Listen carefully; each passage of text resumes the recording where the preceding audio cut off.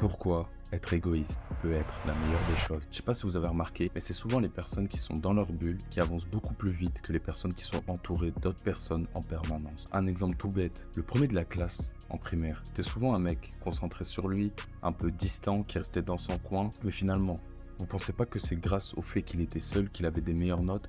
Car il avait tout le temps pour se consacrer pleinement à ses cours. Et je me suis posé une question. Et si la solitude rendait meilleur? Et si le fait de penser à soi avant tout rendait meilleur? J'en ai fait l'expérience et je suis fier et heureux de vous annoncer que je suis égoïste. Mais pour la bonne cause. Attention, il existe deux types d'égoïsme. Il y a la personne qui est égoïste par sa personnalité. Même en restant entourée, elle restera égoïste et voudra toujours tout garder pour elle. Et il y a aussi cette personne qui, comme moi, se doit d'être égoïste à contre-cœur pour avancer dans la vie. Je reconnais être égoïste car je me dois d'avancer. Je me dois de faire passer mon travail avant moi et avant toute autre chose. Car je sais qu'être